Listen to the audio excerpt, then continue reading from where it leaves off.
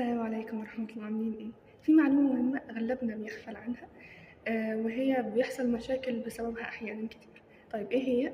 اللي أحيانا لما بنشتري دواء بيبقى مغلف جوه كيس قصدير وبعدين محطوط جوه الكرتونة بتاعته. طيب هل شركات الأدوية عايز تعمل كده تكاليف عليها؟ لا خالص. طيب يعني ليه بتعمل كده؟ بكل بساطة الدواء ده يا إما بيكون حساس للضوء أو حساس للهواء أو للرطوبة، ويا حبذا لو هما التلاتة. تمام. فلما الأدوية دي بتتشال من الكيس وتتحط في الكرتونة لوحدها والكيس يترمي وتفضل تاخد جرعاتك، كل الفكرة إن بيحصل حاجة من تلاتة. أولا، الفاعلية بتاعة الدواء ده هتقل جدا جدا جدا، لأنه الضوء أثر عليه أو الحرارة أو الهواء. طيب تاني حاجة، هو ممكن ما يشتغلش أصلا، يعني مش بس فعاليته تقل، لا هو ممكن ما يشتغلش أصلا.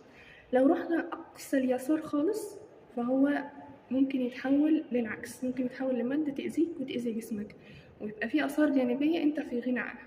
وبالتالي حضرتك هتبقى عملت 3 حاجات: ضيعت فلوس ومجهود ووقت على الفاضي، وقلت على الدكتور إن هو ما بيفهمش.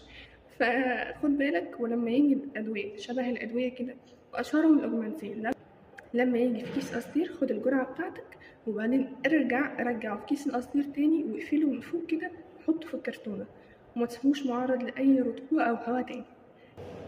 كمان خليني أكد إن في ناس أحيانا بتاخد الأدوية دي وتفضيها في منظم الأدوية اللي هو بيبقى بلاستيك شوية ده، بحيث إن هو يبقى معاها في أي مكان ويبقى حاجة صغيرة ولما كل الأدوية المحطوطة في أكياس قصدير بلاش تتفك من مكانها، وبلاش بلاش بلاش نحطها في منظمات في منظمات أدوية. يعني لو هتفكوها وعايزين خلاص تحطوها فبيبقى بكيسها، يعني في أدوية بتبقى بتتقطع بالكيس كده وهي جوه القصدير بتاعها، فبنعملها كده ما بتطلعش بره الكيس. بس كده. السلام عليكم.